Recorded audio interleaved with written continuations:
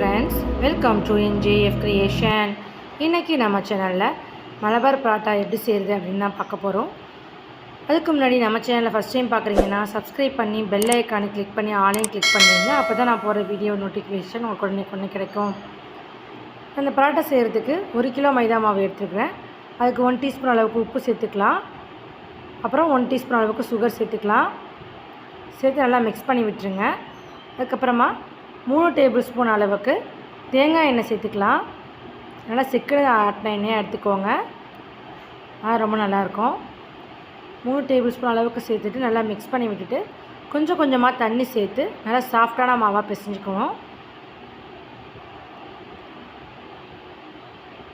கொஞ்சம் கொஞ்சமாக தண்ணி சேர்த்து பிசைஞ்சுக்கோங்க. அதிகமாக தண்ணி சேர்த்துட வேண்டாம், ரொம்ப இலகுன மாதிரி ஆகிடும். அதனால் கொஞ்சம் கொஞ்சமாக தண்ணி சேர்த்து நல்லா சாஃப்டான மாவாக பிசைஞ்சுக்கோங்க. மாவு நம்ம எவ்வளோ சாஃப்டாக பிசைகிறோமோ அந்தளவுக்கு பராட்டாவும் நல்லா சாஃப்டாக இருக்கும். அதனால் நல்லா சாஃப்டாக மாவு பிசைஞ்சிக்கோங்க. பாருங்கள், அந்த மாதிரி மாவு பிசைஞ்சாச்சு. இப்போ இந்த மாவுக்கு மேலே ஒரு ஈர துணி போட்டு வச்சிடலாம். காட்டன் துணியில் தண்ணி நனைச்சி மேலே போட்டு வச்சுருங்க. இந்த மாவு 1 மணி நேரம் அது அப்படியே இருக்கட்டும். இந்த மாதிரி தண்ணி நனைச்சி போட்டு மூடி வச்சுருங்க. இப்போ இந்த மாவை நம்ம 1 மணி நேரம் கழித்து பார்க்கலாம். 1 மணி நேரம் ஆயிடுச்சு. இப்போ இந்த துணியை எடுத்துகிட்டு இன்னொரு தடவை மாவு பிசைஞ்சிக்கோங்க. பிசைஞ்சிட்டு இப்போ மாவு உருட்டிக்கலாம்.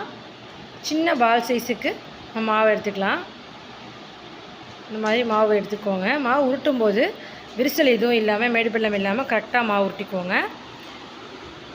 இந்த மாதிரி மாவு உருட்டிக்கோங்க. இப்போ பாருங்கள் எவ்வளோ மாவு சாஃப்டாக இருக்குதுன்னு பாருங்கள். இந்த மாதிரி தான் நீங்கள் மாவு பிசையணும்.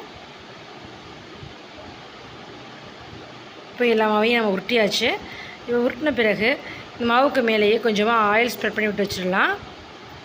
சன்ஃப்ளவர் ஆயிலை கொஞ்சமாக கையில் தடவிட்டு நம்ம உருட்டி வச்சுருக்க மாவு எல்லாத்துலேயுமே எண்ணெய் தடவி வச்சிடலாம். இந்த மாதிரி இப்போ எல்லா மாவுலேயுமே எண்ணெய் தடவி வச்சாச்சு. இது 1 மணி நேரம் இருக்கட்டும், அதுக்கு பிறகு பார்க்கலாம்.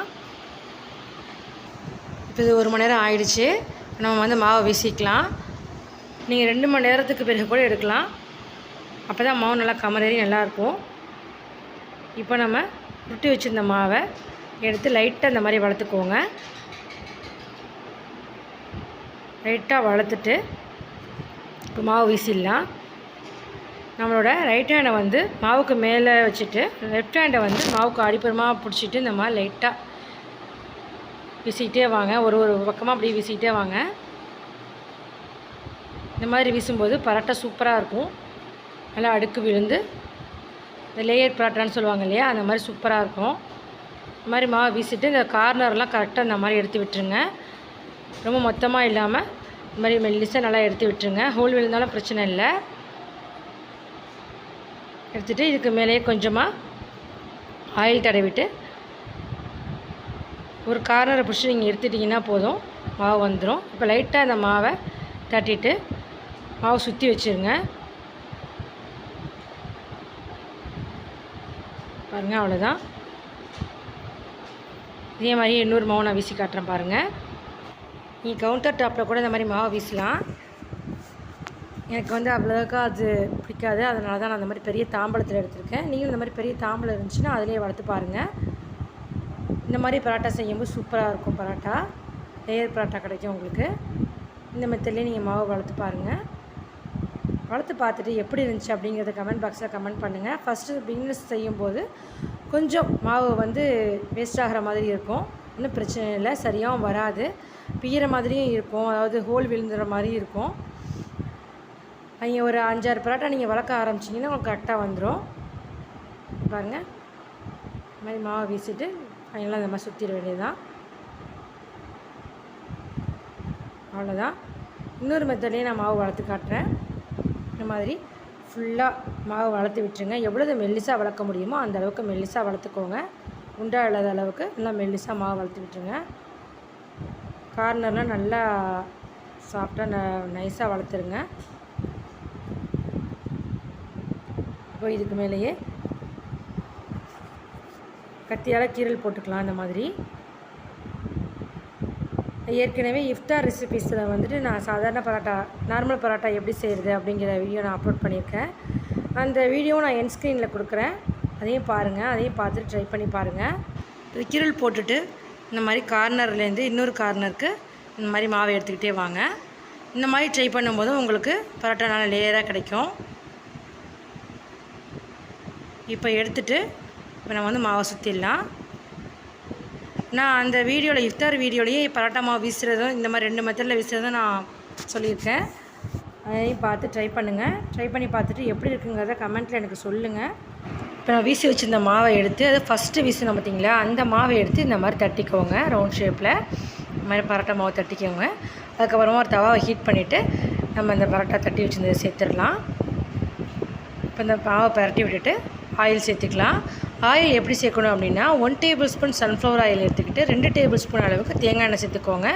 சேர்த்து நல்லா மிக்ஸ் பண்ணி விட்டு வச்சுக்கோங்க. மாவு கொஞ்சம் வெந்த பிறகு நம்ம பரட்டி விட்டுக்கலாம். பரட்டி விட்டுட்டு இப்போ இதில் வந்து நம்ம ஆயில் சேர்த்துக்கலாம். ஆயில் கொஞ்சம் கூடவாக தான் சேர்க்கணும், அப்போ தான் நல்லாயிருக்கும். இந்த மெத்தட்லேயே நீங்கள் வந்து ஆயில் கலந்து வச்சுக்கோங்க. ஃபுல் பரோட்டாவுக்குமே அதே மாதிரியே நீங்கள் எண்ணெய் சேர்த்து நீங்கள் பரோட்டா செஞ்சுக்கலாம். கேரளா பரோட்டாவை பொறுத்த வரைக்கும் நல்லா ஸ்வீட்டாக இருக்கும். அதே சமயம் தேங்காய் எண்ணெய் வாசம் ரொம்ப சூப்பராக இருக்கும். சாப்பிடும்போது ரொம்ப நல்லாயிருக்கும். இது மாதிரி பரட்டி விட்டுக்கோங்க. பரட்டி விட்டுட்டு இன்னும் கொஞ்சம் ஆயில் கூட சேர்த்துக்கோங்க. அதாவது எந்த ஆயில் அப்படின்னு நம்ம கலந்து வச்சுருக்க ஆயில் தான் ஃபுல் பரோட்டாவுக்குமே சேர்க்கணும். பாருங்கள் எவ்வளோ சூப்பராக அழகாக வந்திருக்கு அப்படின்னு. இதே மாதிரியே நம்ம வீசி வச்சுருந்த பரோட்டா எல்லாத்தையுமே நம்ம சுட்டி எடுத்துக்கலாம். இந்த பரோட்டா பார்த்திங்கன்னா எங்கள் வீட்டில் எல்லாருக்குமே ரொம்ப பிடிக்கும். தேங்காய் சக்கில் ஆடிட்டு வந்த உடனேயே வந்து பார்த்திங்கன்னா தேங்காய் ஆடிட்டு வந்த உடனே நாங்கள் இந்த பரோட்டா ட்ரை பண்ணுவோம். சூப்பராக இருக்கும். எல்லாருமே ரொம்ப விரும்பி சாப்பிடுவாங்க. பாருங்கள் இந்த மாதிரி சூப்பராக பரோட்டா ரெடி ஆகிடுச்சு. இப்போ இந்த மாதிரி பரோட்டா சுட்டி எடுத்ததுக்கப்புறமா இதை நல்லா அடிச்சிடுங்க. இந்த மாதிரி சூடாக இருக்கும்போது இதை அடிச்சிடுங்க. இந்த மாதிரி நல்லா ஃபுல்லாக சாஃப்டாக அடிச்சிடுங்க. பாருங்கள் எவ்வளோ சூப்பராக பரோட்டா வந்திருக்கு அப்படின்னு. சூடாக இருக்குது, லேயராக சூப்பராக இருக்குதுன்னு பாருங்கள். அவ்வளோதான், நம்மளோட கேரளா பரோட்டா சூப்பராக ரெடி ஆகிடுச்சு. கண்டிப்பாக எல்லோரும் ட்ரை பண்ணி பாருங்கள். இந்த பரோட்டாவுக்கு mutton gravy, chicken gravy, beef gravy எல்லாமே ரொம்ப சூப்பராக இருக்கும். பன்னீர் பட்டர் மசாலா எல்லாமே சூப்பராக இருக்கும். கண்டிப்பாக ட்ரை பண்ணி பாருங்கள். ட்ரை பண்ணி பார்த்துட்டு எப்படி இருந்துச்சுங்கிறத கமெண்ட் பாக்ஸில் எனக்கு கமெண்ட் பண்ணுங்கள். இந்த வீடியோ உங்களுக்கு பிடிச்சிருந்துச்சின்னா லைக் பண்ணுங்கள், கமெண்ட் பண்ணுங்கள், ஷேர் பண்ணுங்கள், சப்ஸ்கிரைப் பண்ணி பெல் ஐகானை கிளிக் பண்ணுங்கள். தேங்க்ஸ் ஃபார் வாட்சிங்.